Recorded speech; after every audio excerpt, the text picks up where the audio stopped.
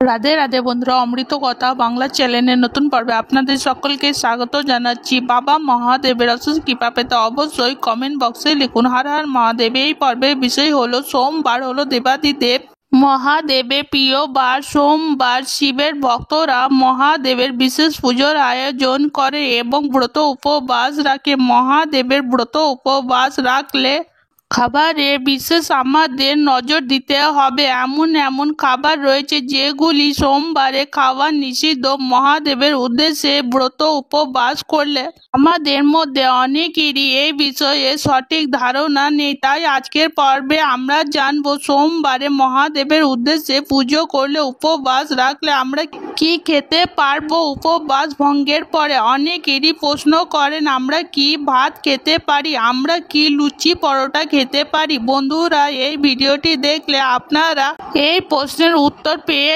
যাবেন, তাই ভিডিওটি শেষ পর্যন্ত দেখতে থাকুন। সবটাই জানবো এই ভিডিওর মাধ্যমে। ভিডিওতে যাবার আগে অমৃত কথা বাংলা চ্যানেলটিকে সাবস্ক্রাইব করুন, লাইক করুন, কমেন্ট করুন, শেয়ার করুন আর ধার্মিক নোটিফিকেশন ঘন্টাটি বাজিয়ে দেবেন।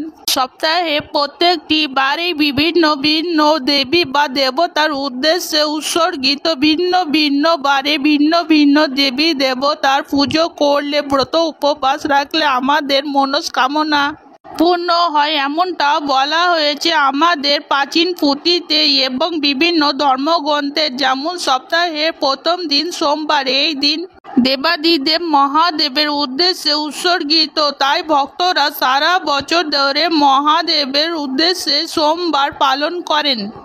বহু ভক্তরা 16 সোমবারের ব্রত পালন করেন মনস্কামনা পূরণের জন্য। আবার অনেকে শ্রাবণ মাস বিশেষভাবে ব্রত পালন করে ব্রত উপবাস রাখেন, পুজো করেন। অনেকে প্রশ্ন করে ভোলে বাবা পুজো করলে ব্রত ভঙ্গের পরে আমরা কি ভাত খেতে পারবো। এই প্রশ্নের উত্তর হলো না, খাওয়া যাবে না, নিষিদ্ধ রয়েছে। তবে ভাতের পরিবর্তে যারা ভাত ছাড়া অন্য কিছু পছন্দ করেন না তারা কি খাবেন, এটি খাওয়া যাবে। সেই জিনিসটি হলো আতপ চাল। আতপ চাল সন্দুক লবণ এবং সেখানে ঘি মিশিয়ে খাওয়া যাবে, অনেকটা হবিষ্যান্নর মতো। একবার গ্রহণ করা যায়। অনেক ভক্তরা এটি গ্রহণ করে মহাদেবের পুজো করলে, ভোলে বাবার পুজো করলে সোমবারে। তাছাড়া আর কোনো চাল গ্রহণ করা যায় না।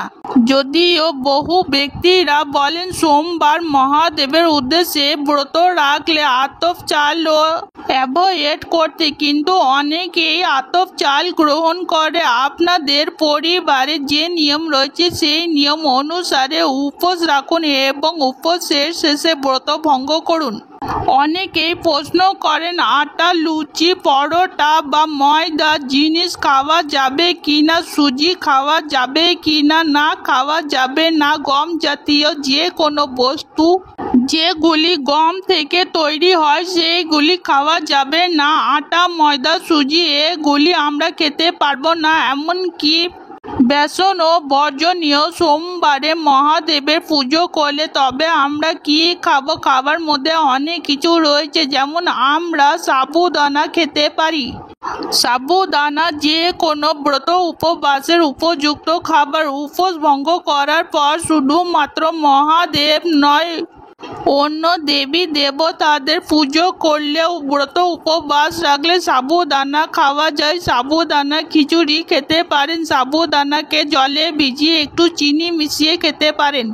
অনেকে পছন্দ করেন এগুলি খেতে। এছাড়া সাবুদানা এবং দুধ মিশিয়ে পায়েস তৈরি করে সেটি মহাদেবের উদ্দেশ্যে ভোগ হিসেবে নিবেদন করার পরে সেটি প্রসাদ হিসেবে গ্রহণ করতে পারেন। তাছাড়া সাবুদানা খেতে ভক্তরা পছন্দ করেন। আপনারা যেভাবে পছন্দ করেন আপনারা সেইভাবে গ্রহণ করবেন। তবে আতপ চাল ছাড়া যে কোনো চাল আর গম জাতীয় জিনিস খাবেন না। সাবুদানা ছাড়া আরও একটি খাবার, সেটি হলো বাজরা। বাজরা উপবাস রাখলে খেতে পারেন। বাজরা দিয়ে তৈরি বিভিন্ন ধরনের খাবার তৈরি করা যায়। আপনারা আপনাদের টেস্ট অনুসারে বানিয়ে নিতে পারেন। বাজরা ছাড়া আরও একটি রয়েছে, সেটির নাম হলো রাজগীরা বা অমরান্ত, বা এটিকে রামদানা বলে। এটি সারা ভারত জুড়ে পাওয়া যায়, তবে বিভিন্ন জায়গায় ভিন্ন ভিন্ন নামে রয়েছে। আপনারা ছবি দেখলেন বুঝতে পারবেন। যদি চান তাহলে স্ক্রিনশটও নিয়ে রাখতে পারেন। যে কোনো মুদির দোকানে বা সুপার মার্কেটে বা গ্রোসারি শপে নিয়ে যাবেন। এটি খুবই ভালো একটি খাবার যারা ভাত খেতে চান না তাদের জন্য, এবং ডায়াবেটিস রয়েছে প্রোটিনের বিশাল উৎস।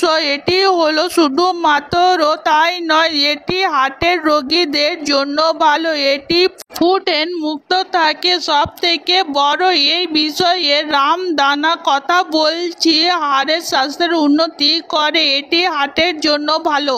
এটি মধুমেহ বা ডায়াবেটিস আছে তাদের জন্য এই খাবারটি খুবই ভালো। অনেকেই শুধু উপবাস করার জন্য নয়, সারা বছর ধরে এটিকে খাদ্য তালিকায় রেখে দেয়। রামদানা বা রাজগীরা বা অমরান্ত, এটি ছবি নিয়ে রাখতে পারেন। পুজো অর্চনা করলে এটিকে আপনারা ব্যবহার করতে পারেন। এটির সাথে চিনি মিশিয়ে অনেকে লাড্ডু তৈরি করেন। এটি পায়েসও তৈরি করা যায় এবং খিচুড়ি হিসাবেও এটিকে খাওয়া যায় সবজিতে মিশিয়ে।